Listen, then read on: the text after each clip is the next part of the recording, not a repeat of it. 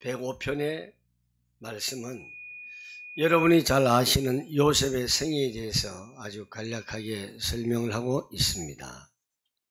요셉의 생애를 생각하면 우리의 생애 속에 요셉의 그 생활과 같은 모습들이 제일 많다는 것을, 닮았다는 것을 우리는 알 수가 있습니다. 그래서 오늘 신년주일, 오늘 한 해를 시작을 하면서요, 금년에는 하나님은 요셉을 인도하심 속에 역시 우리가 살아가고 있다라는 것을 확인하는 은혜가 되는 시간이 되기를 바라겠습니다. 오늘 본문을 보시면은 요셉의 생애는 요셉이 주관되어서 요셉이 자기가 결정해서 되는 게 한 번도 없습니다. 오늘 본문을 보시면요, 한 사람을 앞서 보내셨으며 요셉이 종으로 팔렸도다 그랬습니다. 여기도 요셉은 말하자면 이 일의 주인공이 아니다라는 것입니다. 요셉이 결정한 것이 아니라는 뜻이죠. 발이 착고에 상하여 몸이 쇠사슬에 매였다. 이것은 요셉이 선택한 것은 아니었습니다. 곧 하나님의 말씀이 저를 단련하고 하나님의 뜻을 이룰 때까지 하나님께서 강건하셨다. 이렇게 말씀을 하고 계십니다. 여기에서 하나님의 말씀은 하나님의 약속이기도 하고요, 하나님께서 계획하시고 작정하신 목적이기도 하고, 말씀이 저를 단련하였다 해서 말씀은 분명 하나님 자신의 내용인 것을 알 수가 있습니다. 이것이 바로 요셉의 생애입니다. 우리가 잘 아는 대로 요셉은 누구의 아들이죠? 누구의 아들요? 몇 번째 아들이지요? 아유, 잘하시네요. 11번째 아들이죠. 야곱의 동생은 야곱의 그 아들 그 요셉이 11번째 아들입니다. 12번째는 누구죠? 13번째는요? 없지요. 네. 아버지의 총애를 굉장히 많이 받고 요셉이 몇 살 때 꿈을 꿨죠? 이건 모르죠. 네. 몰라야 제가 할 말이 있죠. 17살 때 꿈을 꿨죠. 몇 살요? 예, 17살 때. 17살 때 아주 신기한 꿈을 이제 꿔서 철없이 자기 형들과 동생, 아버지 앞에 눈치 없이 순수하게 말을 그냥 꺼내놓았습니다. 형들과 부모님이 나한테 뭐 한다고요? 전합디다. 밥상머리에 앉아가지고요, 본인도 이게 하도 이게 개꿈 같아가지고 그냥 아무런 뜻도 없이 털어놓은 신기한 꿈이었는데, 이게 결국 나중에 보니까 개꿈이 아니라 하나님께서 요셉의 인생을 그렇게 계획하고 작정하셨다는 것을 나중에 알게 된 꿈이었습니다. 그는 팔려갔지요. 그는 종이 되었지요. 죄인이 되었지요. 그리고 극적으로 구출이 되어 가지고 애굽의 총리가 됩니다. 이것이 요셉의 생애입니다.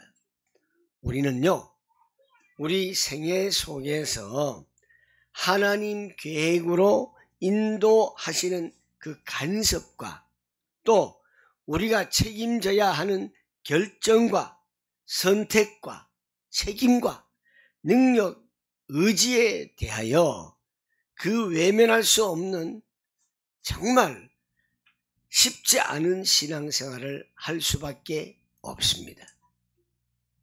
오늘 분명하게 우리는 확인하려고 하는 것은요, 뭐냐? 모든 것이 합하여 하나님의 계획이라는 은혜와 하나님의 지혜와 하나님의 능력에 속한 것이다 라는 얘기를 하려고 오늘 이렇게 서두를 시작합니다. 또 성경의 인물 중에서 우리의 신앙생활에 가장 흡사한 점이 있어요. 욥이라는 인물이 있습니다. 우리가 잘 아는 대로 욥은 의롭고 신앙을 지키고 살았지요. 동방에 뭐라 그랬죠? 의인이라고 했습니다. 그런데 어느 날 갑작스럽게 재난을 당해가지고 재산을 잃고 자식을 잃고 병이 나고, 그리하여 견디다 못해서 하나님 앞에 하소연하고 불평한 내용들이, 하나님, 내가 뭘 잘못했길래 이 재난을 통해야 합니까? 내가 무슨 잘못이 있어서 하나님 나에게 뭘 하시는 겁니까? 도대체 왜 이러시는 겁니까? 난 하나님을 이해할 수가 없습니다. 저한테 도대체 왜 이렇게 하십니까?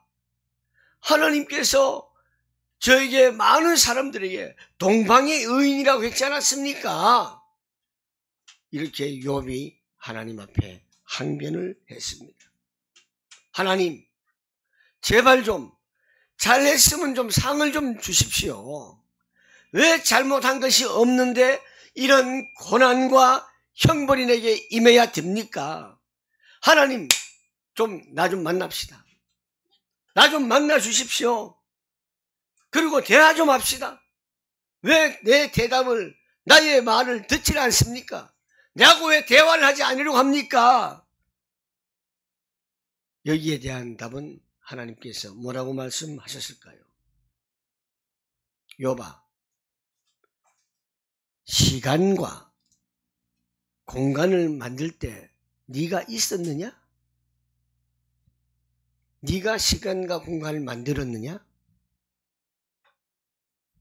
이렇게 하나님께서 답을 하면서 물으시는 겁니다. 시간과 공간은요, 이 제약 속에 인간이 존재합니다. 우리는 시간을 넘어설 수 없습니다.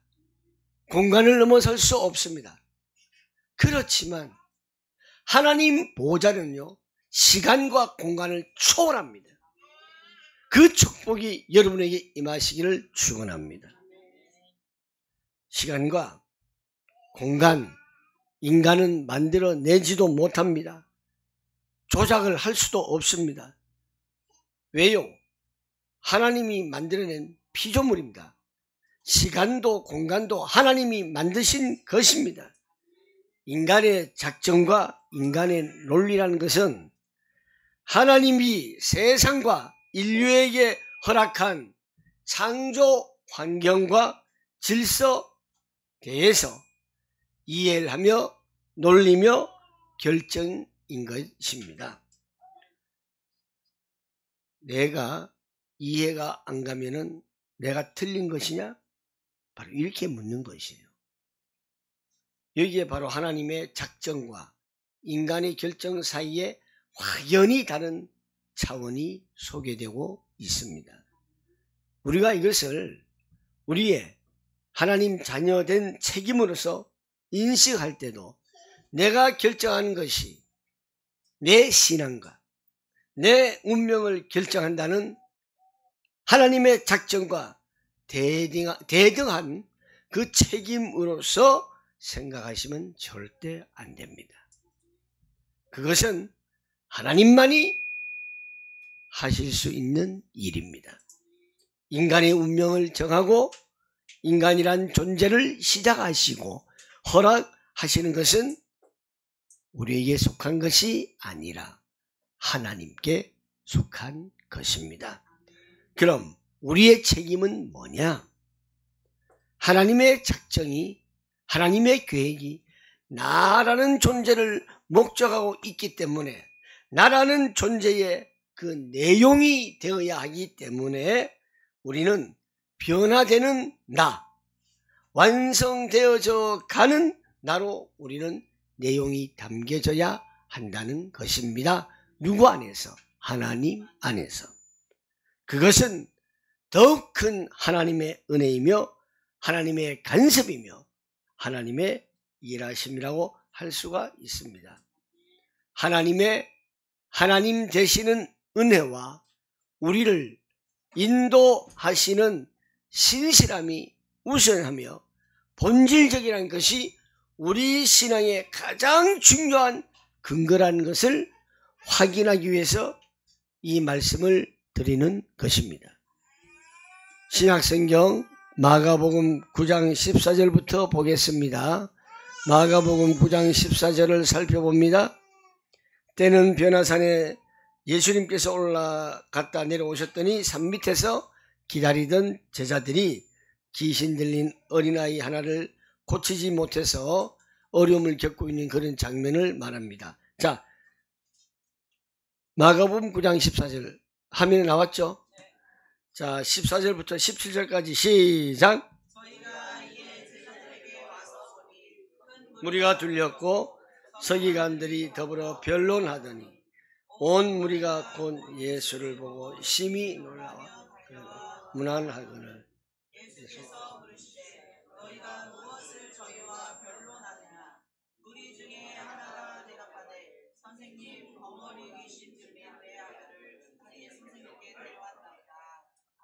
자, 계속 읽읍시다. 18절부터 또 계속 우리가 29절까지 한번 읽어봐야 됩니다. 시작. 귀신이 어디서든지 저를 잡으면 거꾸러져 거품을 흘리며 이를 갈며 그리고 파리하여 가는지라. 내가 선생의 제자들에게 내어 쫓아달라 하였으나 저희가 능히 하지 못하더이다. 대답하여 가로되 믿음이 없는 세대여, 내가 얼마나 너희와 함께 있으며 얼마나 너희를 참으리요. 내게로 이에 데리고 오니 귀신이 예수를 보고 곧 그 아이로 심히 격렬을 일으키게 하는지라. 저가 땅에 엎드러져 굴며 거품을 흘리더라. 예수께서 그 아비에게 물으시되 언제부터 이렇게 되었느냐 하시니 가로되 어릴 때부터니이다. 귀신이 저를 죽이려고 불과 물에 자주 던졌나이다. 그러나 무엇을 하실 수 있거든 우리를 불쌍히 여기사 도와주옵소서. 예수께서 이르시되 할 수 있거든이 무슨 말이냐. 믿는 자에게는 능치 못할 일이 없느니라 하시니 곧 그 아이의 아비가 소리를 질러 가로되 내가 믿나이다. 나의 믿음 없는 것을 도와주소서 하더라. 예수께서 물 위에 달려 보이는 것을 보시고 그 더러운 귀신을 꾸짖어 가라사대 벙어리게 되고 기먹은 귀신아, 내가 네게 명하노니 그 아이에게서 나오고 다시 들어가지 말라 하시니 귀신이 소리지르며 아이로 심히 격렬을 일으키게 하고 나가니 그 아이가 죽은 것 같이 죽었다 하나 예수께서 그 손을 잡아 일으키시니 이에 일어서니라. 들어가심에 제자들이 종용이 묻자오되 우리는 어찌하여 능히 그 신을 쫓아내심까. 이르시되 기도 외에 다른 것으로는 이런 유가 나갈 수 없느니라 하시느니라.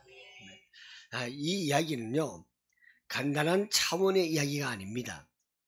간단한 문제를 해결하는 것이 아니라 전혀 우리 인생의 진정한 기초와 원리와 또 내용에 대한 하나님의 자녀의 이해를 촉구하는 내용입니다. 이 귀신 들린 어린 아이를 쫓아내지 못한 문제에 대해서 믿음이 없는 세대라고 19절에 꾸짖으셨고, 이 귀신 들린 어린 아이의 아버지가 할 수 있거든 좀 도와주십시오. 좀 되는 대로 좀 해주십시오. 이 말씀에 대해서 예수님께서 뭐라고 꾸짖으라했죠? 할 수 있다니 이게 웬 말이냐. 그런 말 하지 마라. 할 수 있거든이 무슨 말이냐. 믿는 자에게는 능치 못할 일이 없느니라. 이렇게 대답하셨죠. 인간과 인생과 세계라는 것이 우리의 능력과 우리의 이해의 범위보다 하나님은 더 크다라는 것을 말하고 있습니다. 우리가 보고 결정하는 세계가 전 세상이 아니고 이 세상을 만들고 이 세상을 역사하시고 간섭하시고 계시는 통치자가 있다는 것을 설명하고 있는 내용입니다. 우리가요, 하나님께 기도하고 응답을 받을 수 있고 하나님을 믿음으로 우리의 능력과 우리의 이해를 벗어나는 우리가 경험하는 세계를 만드시고 목적하신 분의 통치를 믿고 안다면은 우리의 인생은 우리의 능력을 벗어난 삶이 될 수 있다라는 것을 가르치는 것입니다. 우리가 하는 결정과 선택과 의지가 허락된 범주 내에서 시간과 공간에서 일어나는 정도이듯이 여러분이 죄를 지으면요, 하나님이 여러분을 떠나는 것이 아닙니다. 죄를 짓는 순간 여러분이 하나님을 외면하고 돌아서는 것이고, 혹은 마주 볼 체면이 없어서 눈을 감는 것입니다. 여러분이 눈을 딱 감으면 밤이 됩니까? 눈을 딱 뜨면 낮이 됩니까? 우리는 그렇게 될 수 없습니다. 여러분이 눈 감았다고 해서 별이 뜨고 달이 뜹니까? 여러분이 눈을 떴다고 해서 태양이 뜨는 겁니까? 그건 아니죠. 자, 이 말씀은요, 여러분이 돌아왔으면은 여러분이 하나님께로 돌아오는 것이지 하나님이 우리한테 오신 게 아닙니다. 하나님은 여전히 그 자리에 계시는 거예요. 제가 지난번에도 말씀드렸는데, 저는 어릴 때에 시골 영주란, 그래도 그 당시에는 큰 도시였는데요, 생각나는 게 있어요. 뭐냐면은 영주에서 예천 쪽으로 나가다 보면은 낙동강 상류가 있습니다. 거기서 여름에 밤에는 많은 사람들이 목욕도 하고 또 거기에서 즐기고 더위를 다 식히고, 또 아이들은 대낮에도 팬티만 입고 목욕하고 수영하고 물장구 치고 고기 잡고, 그 강이 기억이 납니다. 근데 제가 영주를 떠나고 나서는 그게 안 보여요. 영주 가면 그게 보여요. 항상 그 자리에 있더라고요. 항상 그 자리. 우리가 하나님을 떠나고 우리가 하나님을 돌아서는 것이지, 하나님이 우리를 돌아서고 하나님이 우리가 불쌍하다고 해서 막 오시는 게 아니에요. 항상 그 자리에 계신다는 겁니다. 하나님은 언제나 그 자리에 계세요. 여러분이 죄를 지었다가 회개하면은 하나님이 내게로 돌아오시는 것이 아니라, 회개하면 여러분들이 눈물 쏟아내고 콧물 쏟아내고 침물 쏟아내고 하면서 다시 하나님 그 자리에 계신 것을 쳐다볼 뿐입니다. 하나님은 여전히 여러분들이 돌아 앉아 있을 때에도, 돌아 앉아서 혼자서 엄한 짓하고 뻘짓하고 딴짓을 할 때에도 하나님은 여전히 여러분 곁에 그 자리에서 여러분을 품에 안고 계신다는 사실을 우리는 잊어서는 안 됩니다. 그런데요, 이것만 기억하고 가시면 안 됩니다. 우리가 창조 안에 있는 존재라는 것을 아셔야 합니다. 하나님이 창조하신 세계 속에 있고, 물론 우리도 하나님이 창조하신 피조물들입니다. 그것은 우리가 이미 우리를 만든 하나님의 뜻과 계획과 의지와 관심과 목적이라는 사실을 전제하는 것입니다. 그러니까 우리라는 그 존재는 우리가 결정할 수 있는 것보다 우리를 만들고 목적하신 분의 결정이 우선하는 존재일 수밖에 없는 것임을 아셔야 합니다. 이것이 우리 하나님 자녀들의 믿음이며, 믿음이 하나님의 자녀들을 세상 사람과 구별하는 것입니다. 하나님이 우리를 절대 놓지 않았다라는 사실을 확인하시고 증거하는데 하나님 자녀된 우리로서는 책임이 있습니다. 성경이 하고 싶은 이야기는 뭡니까? 하나님이 예수를 보내셨다는 것은 우리를 하나님이 어떻게 대접하고 계시고 어떤 목적을 가지고 계신가에 대한 산 증거요. 또한 가장 중요한 핵심된 사건이기 때문에 예수를 보내신 분을 우리가 아버지라 그러시는 것입니다. 그 예수를 보내신 아버지를 믿는 그 지식 위에 우리의 힘은 존재하는 것입니다. 우리의 의지와 우리의 올바른 선택은 그 다음 문제인 것입니다. 그때 우리는 무슨 이야기를 할 수 있겠습니까 하면은, 지금 이 말씀이 어디로 가는가 하면은, 제자들이 우린 왜 못했습니까? 라고 하는 뒤에 묻는 것입니다.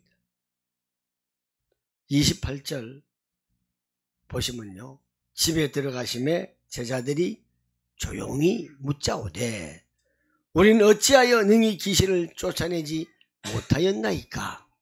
이렇게 했죠. 예수님 뭐라 그랬어요? 기도 외에 다른 것으로는 이런 유가 나갈 수가 없다. 여기에 기도가 등장하는 방법을 얘기하는 것은 아닙니다. 우리라는 존재가 우리의 삶과 우리의 운명을 나 혼자 결정하는 것이 아니고, 보이는 세상이 결정하는 것이 아니고, 이 세상이 나를 만든 하나님이 결정한다는 것을 아는 것이야 바로 기도라는 사실입니다. 그렇지 않습니까? 우리는 이 고백을 우리의 고백으로 가질 수 있습니다. 빌립보서 4장 10절로 가보십시다. 10절에서 13절 시작. 내가 주 안에서 크게 기뻐함은 너희가 나를 생각하던 것이 이제 다시 싹이 나리니 너희가 또한 이를 위하여 생각을 하였으나 기회가 없었느니라. 내가 궁핍함으로 말하는 것이 아니라 어떠한 형편이든지 내가 자족하기를 배웠노니 내가 비천에 찰 줄도 알고 풍부에 찰 줄도 알아. 모든 일에 배부르며 배고픔과 풍부와 궁핍에도 일체의 비결을 배웠노라. 내게 능력 주신 자 안에서 내가 모든 것을 했습니다. 자, 여기에서요, 무엇을 대비하고 있는가 하면요, 풍부와 궁핍, 배부른 것과 배고픔, 이것은요, 세상이란 조건과 환경을 말하고 있습니다. 지금 바울이 비교하는 것은요, 세상이라는 조건과 그 환경이 인생에게 있어서 또는 인간에게 있어서 전부인 요소가 아니고 우리 인생의 조건과 근거가 있다고 예수 그리스도가 얘기하는 것입니다. 내게 능력 주신 자 안에서 바울은 모든 것을 할 수 있었고 우리도 모든 것을 할 수 있습니다. 이 모든 것을 할 수 있다는 건 성공도 아니고 의지의 실천도 아닙니다. 그 수준이 아니라 그보다 더 큰 것입니다. 하나님이 우리를 예수 안에서 사랑했기 때문에 그냥 놓아두시지 않을 것입니다. 그것이 우리의 고백이 되어야 합니다. 그래서 여러분이 우리 교회는 뭐 잘 모르겠습니다만 새해를 맞을 때마다 하는 그 평생 못 지킨 모든 일들, 담배를 못 끊고 술을 못 끊고 내가 주일 성수를 제대로 못한 것에도 불구하고 여러분 어느 날 갑자기 이러면 안 되지, 은혜를 헛되이 낭비해서는 안 되지 하는 날 분명히 늠름하게 돌아오실 수 있는 것입니다. 여러분의 기독교 신앙이 여러분의 의지와 결정에만 근거하고 있다면 나는 안 돼, 거기서 영원히 좌절하게 되는 것입니다. 여기에 다른 것이 있습니다. 우리 인생은 사실 책임이라는 문제와 능력이라는 문제에서는 자유롭지 못합니다. 우리는 자기가 책임지려 하고 자신을 남과 그런 차원에서 구별하려는 그런 자존심과 그런 책임을 누구나 가지고 있습니다. 그러나 따지고 보면요, 신자는 자기가 자기를 지킨 자가 아닙니다. 우리 자신보다도 우리를 더 사랑하시는 하나님의 사랑과 은혜 위에 존재하는 자들입니다. 이것을 이사야 43장 1절에서 이렇게 말합니다. 43장 1절을 보겠습니다. 야곱아, 너를 창조하신 여호와께서 이제 말씀하시느니라. 이스라엘에 너를 조성하신 자가 이제 말씀하시느니라.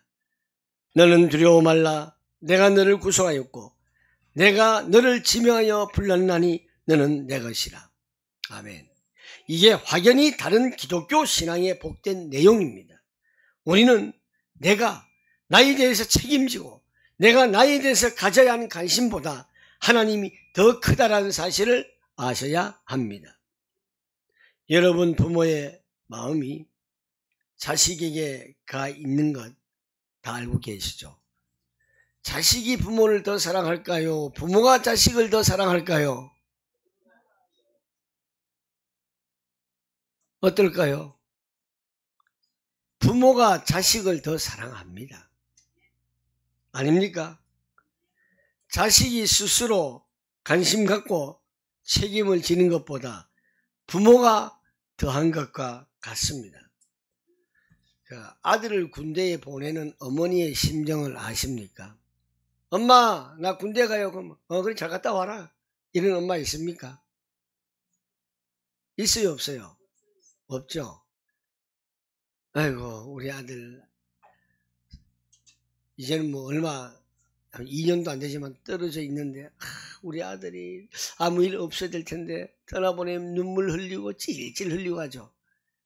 아들이 스스로를 겪고 걱정하는 것보다도요 몇백 배 더 크게 부모가 자식 걱정을 합니다. 자식을 위해서라면 부모는 뭐든지 할 수가 있습니다. 내가 너를 지명하여 불렀나니 너는 내 것이라. 그래서 그 다음은 다 거기에 대한 모든 것을 담기에 참 부족합니다. 군대를 보낼 때에 아버지는 뭘 울어? 남자는 다 가야 돼. 이런 말 하죠. 아버지는. 그렇죠. 우리도 다 겪어봤어. 나도 군대 갔다 고생했어. 엄마가 뭐랄까요? 그럼 아들 가지 말고 당신이 되신가? 그렇게 말하는 엄마들도 있어요. 우리 엄마는 안 그랬는데. 성훈이 엄마는 안 그랬거든요. 내가 물 가운데로 지날 때 내가 함께 할 것이다. 강을 건널 때 물이 너를 침몰치 못할 것이며 내가 불 가운데 다닐 때 타지도 아니할 것이요 불꽃이 너를 조금도 해하지 못하리니 대적하는 여호와 내 하나님이며 이스라엘의 거룩한 자여 내 구원자임이라. 이것이 우리가 아는 하나님이십니다. 그래서 이 한 해를 여러분이 이 말씀의 내용을 잊지 않고 살아갈 중요한 구조를 오늘 확인합시다. 그 구절 시편 127편을 보겠습니다.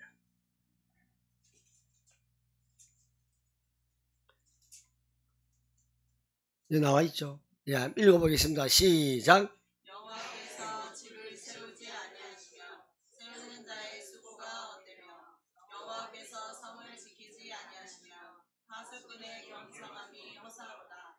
너희가 일찍이 일어나고 늦게 누우며 수고의 떡을 먹음이 헛되도다. 그러므로 여호와께서 그 사랑하시는 자에게는 잠을 주시는도다. 아멘. 하나님이 허락하지 않으시면은 뭐도 안 된다, 이런 간단한 문제가 아닙니다. 하나님을 잘 달래야 한다. 우리가 잘 보여야 한다. 하나님이 그 미워하시지 않게 우리는 어떻게 하면은 굴어야 한다. 이런 얘기가 아닙니다. 인간이 한 것에 대해서 하나님이 보상을 한다든가 하나님 뭐 방해를 한다든가 이런 차원의 얘기가 아니라 하나님의 계획대로만 이루어진다, 이런 뜻입니다. 그래서 아침에 일찍 일어나고 늦게까지 일하다 자고 수고에 떡을 먹고 그냥 컵라면 먹고 일이 너무 바빠서 그렇게 사는 것이 다 헛되다, 이런 말입니다. 왜 헛되냐? 노력하고 성실히 사는 것이 헛되다는 것이 아니라 그렇게 해서 우리가 우리의 운명을 영광과 승리로 만드는 것이 아니라 하나님이 만드시기 때문에 그렇다. 여러분의 운명을 하나님이 만드시는 거예요. 그래서 여호와께서 사랑하신 자에게 뭘 주시는도다? 잠을 주시는도다. 잠이라는 건 뭐죠? 잠. 그거야말로 온전히 모든 걸 하나님께 맡기고 편히 쉬는 시간입니다. 여기서 잠이 등장하는 이유는 단 하나입니다. 우리가 노력하고 애쓰고 하는 것과 하나님이 계획하셔서 성취하는 것은 비교할 수가 없습니다. 내용면에서나 능력면에서나 승리에서나 비교할 수가 없습니다. 바로 그런 이야기입니다. 그러니까 이 한 해를 여러분 하나님 자녀라는 그 이름으로 산다는 것이 무엇인지를 좀 제발 아시고 이 말씀을 명심하고 사시기를 바랍니다. 여러분을 지키시는 하나님이 여러분의 능력, 성실, 선택, 의지보다 앞서서 여러분의 하나님이 되어 주셔서 여러분의 인생을 만드셨고 지켜셨고 승리케 하실 것이라는 사실을 절대 놓치지 마시기를 바랍니다. 그것이 올 한 해를 여러분에게 믿음의 승리로 하나님 자녀된 기쁨으로 확인하는 복된 한 해가 되시기를 축원합니다. 기도하겠습니다. 하나님 아버지, 은혜를 감사합니다. 하나님 자녀로 산다는 것이 무엇을 의미하는지 아는 한 해가 되게 하여 주시옵소서. 우리의 능력과 의지와 책임을 뛰어넘는 하나님의 진실하심과 하나님의 능력의 손길로 이 한 해를 살며 말씀으로 약속하신 언약까지 단잠을 자듯이 하나님 안에서 평안과 감사와 승리를 누리는 응답의 축복을 받는 이 한 해가 되게 하여 주시고 우리의 생애가 날마다 누리는 축복이 되게 하여 주시옵소서. 예수님 이름으로 기도하옵나이다. 아멘.